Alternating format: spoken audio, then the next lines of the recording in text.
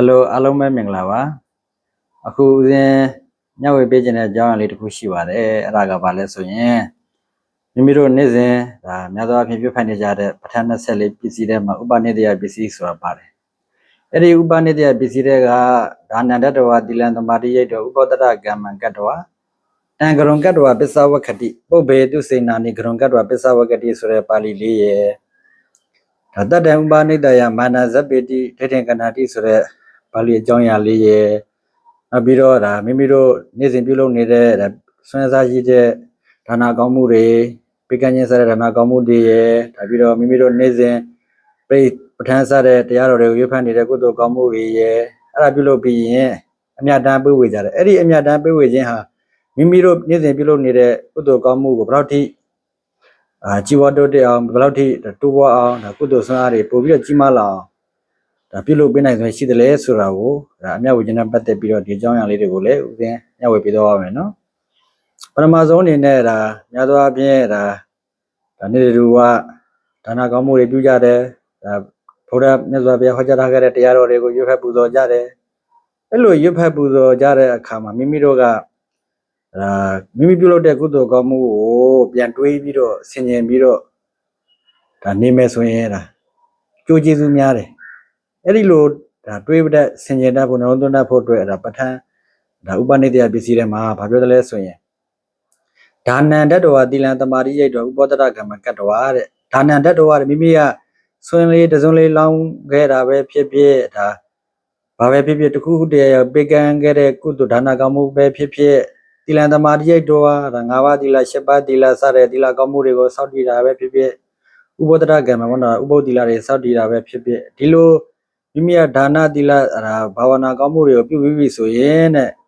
တန်ဂရုံကတ္တဝပစ္စဝကတိတဲ့မိမိကယခုမပြုတ်နိုင်ရင်ဒါမှအရင်ကပြုတ်ခဲ့ဘူးတဲ့ကုသိုလ်ကောင်းမှုတွေတန်ကရုံကတ္တဝပစ္စဝကတိမိမိပြုတ်လို့လိုက်တဲ့ပြုတ်လို့ခဲ့ဘူးတဲ့ကုသိုလ်ကောင်းမှုတွေရဲ့ဒါလောက်ရလေးတွေကိုကရုံကတ္တဝလေးလေးနဲ့မျက်မျက်နှုံနှုံနဲ့ပစ္စဝကတိဆင်ញင်နှလုံးသွင်းမယ်ဆိုရင်တဲ့ဒါများသောကြီးမားသောအားကောင်းသောဒါအကျိုးကျေးဇူးတွေရရှိနိုင်ပါတယ်တဲ့ဒါပုပ်ဝေတုစိဏာနိဂရုံကတ္တဝပစ္စဝကတိပုပ်ဘေးဆိုပုပ်ပဆိုတာရှေတုစိဏဆိုတာကစီပူးခဲ့တဲ့ကုသိုလ်ကောင်းမှုတွေပေါ့နော်ဒါမိမိကဒါကြောင့်မို့မိမိရဲ့ယခုတိုင်မှာဒါကောင်းမှုတွေအရင်ကလိုအများကြီးမပြုတ်လို့နိုင်ဘူးဆိုရင်တော့မှအရင်ကပြုတ်လို့ခဲ့ဘူးတဲ့ဒါကုသိုလ်ကောင်းမှုတွေကိုဂရုံကတ္တဝလေးလေးမြတ်မြတ်ဆင်ញင်နှလုံးသွင်းမယ်ဆိုရင်မိမိကဒါပြန်ပြီးတော့ပြန်လဲတတိယနေမယ်ဆိုရင်အဲ့ဒီတတိယစိတ်လေးဟာဒါအကျိုးကျေးဇူးများစေတယ်တဲ့နော်ဒါကြောင့်မိမိတို့ကဒါဒီကုသိုလ်ကောင်းမှုပဲဖြစ်ဖြစ်ဒါနကောင်းမှုပဲဖြစ်ဖြစ်ဘာပဲဖြစ်ဖြစ်ကောင်းတဲ့လုပ်ရလေးတွေကိုပြန်လဲနှလုံးသွင်းမယ်ဆိုရင်ကြီးမားတဲ့အကျိုးကျေးဇူးတွေဒါဥပနိဒေယပစ္စည်း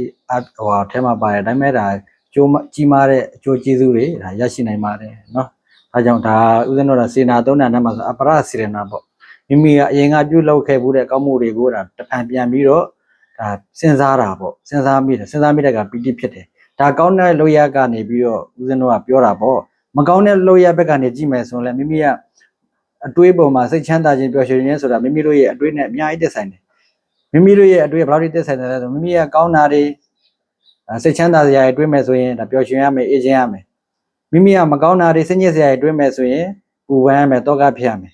အဲ့ဒီလိုပဲမိမိတို့ကအရင်ကပြုခဲ့မှုတဲ့ဒါနကောင်းမှုတွေတိလာကောင်းမှုတွေကိုပြန်ပြီးနှလုံးသွင်းမယ်ဆိုရင်ဒါမိမိတို့တန်တန်မှာအေးချမ်းမှုလည်းရတယ်ပီတိလည်းဖြစ်တဲ့အတွက်ကုသိုလ်လည်းတိုးပွားတယ်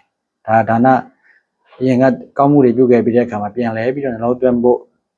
တွန်းတတ်ဖို့ဒါလူအကြောင်းကိုဦးစင်းကဒါဒီပါဠိလေးကိုကြည့်ပြီးတော့ပဋ္ဌာန်းပစ္စည်းမှာပါတဲ့ဥပနိဒေယထဲမှာပါတဲ့ပါဠိလေးကိုကြည့်ပြီးတော့ဦးစင်းပြောတာပေါ့နော်နောက်တစ်ခုကျတော့တတ္တံဥပနိဒေယမာနဇပ္ပိတိဒိဋ္ဌိကနာတိတဲ့ဒါလေးကတိတ်ကိုလိုက်နာမယ်လိုက်နာပြီးတော့သတိထားပြုရမယ်အချက်လေးပေါ့နော်တတ္တံဥပနိဒေယတဲ့တချို့ကတော့မိမိက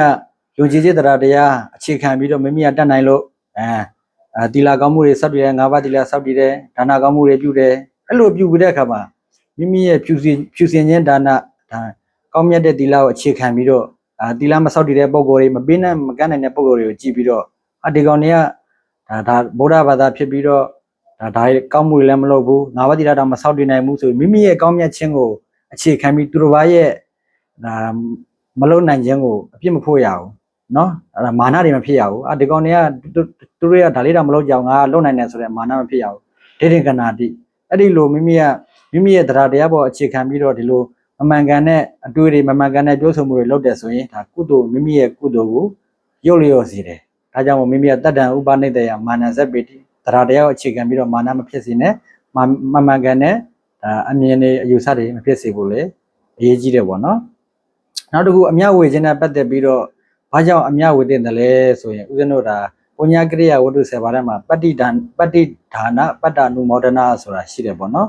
ပတ္တိဒါနဆိုတာက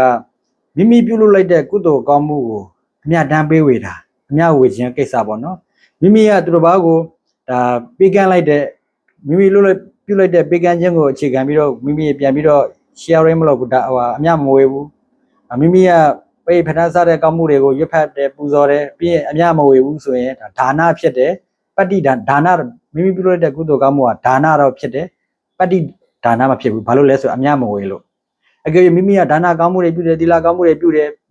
ပြီးတဲ့အခါမှာမိမိပြုလိုက်တဲ့ကုသိုလ်ကောင်းမှုကိုပြန်ပြီးတော့အမြဝေတယ်ဆိုရင်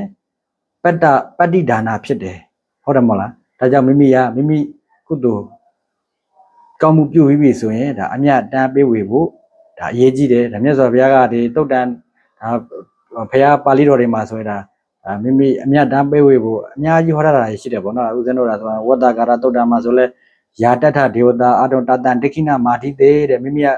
ဒါကုသိုလ်ကောင်းမှုတွေပြုပြီးပြီဆိုရင်မိမိရဲ့အိမ်ဆောင်နဲ့အိမ်ဝန်းဆောင်နဲ့အစရှိတဲ့နတ်တွေကိုတဲ့အမြတမ်းပေးဝေပါအဲ့လိုအမြတမ်းပေးဝေတယ်ဆိုရင်တဲ့သူတို့ကစောင့်ရှောက်နိုင်တဲ့အချိန်ဒီမှာမိမိကိုပြန်ပြီးစောင့်ရှောက်နိုင်မယ်တဲ့နော်ဒါကြောင့်မိမိတို့ကနေ့စဉ်ကုသိုလ်ကောင်းမှုတွေပြုကြတယ်ပြိပဋ္ဌာန်းတွေရွတ်ဖတ်နေကြတယ်အဲ့ဒီလိုရွတ်ဖတ်ပြီးတဲ့အခါမှာမိမိကကြည်ကြည်နူးနူးနဲ့ဒါ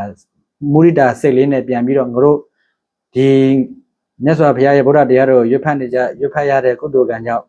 ဒါကုသိုလ်စေတနာကြောင့်ငါလည်းအေးချမ်းရတယ်ငါအေးချမ်းတယ်လို့သင်တို့လည်းအေးချမ်းကြပါစေစရှိသဖြင့်ကုသိုလ်ကောင်းမှုကိုပြန် share လုပ်တတ်ဖို့လိုတယ်ပေါ့နော်အမြတ်တမ်းပေးဝေတတ်ဖို့လိုတယ်ဒါဆိုရင်ဒါသူတို့နတ်တွေဟာလည်းစောင့်ရှောက်နိုင်တဲ့အချိန်မှာစောင့်ရှောက်လိမ့်မယ်ဒါကြောင့်မို့အမြတ်ဝေခြင်းဟာလည်းတိတ်ကိုအရေးကြီးတဲ့အရာတစ်ခုဖြစ်ပါတယ်နောက်ပြီးတော့ကုသိုလ်ကောင်းမှုတွေကိုမိမိကအရင်ကပြုခဲ့ဘူးတဲ့ဆိုရင်လည်းမိမိကပြန်လဲနှလုံးသွင်းပြီးတော့ဒါစဉ်းစားဆင်ခြင်တတ်ဖို့လိုတယ်နော်ဒါကြောင့်မို့အားလုံးဒါဥစဉ်ပြောလိုက်တဲ့ဒါကုသိုလ်ကောင်းမှုကိုဆင်ခြင်နှလုံးသွင်းခြင်းနဲ့ဒါအမြတ်ဝေခြင်းကိစ္စကိုအားလုံးနားလည်သဘောပေါက်မယ်လို့ဥစဉ်ယုံကြည်ပါတယ်အားလုံးအေးချမ်းတရားရှိကြပါစေ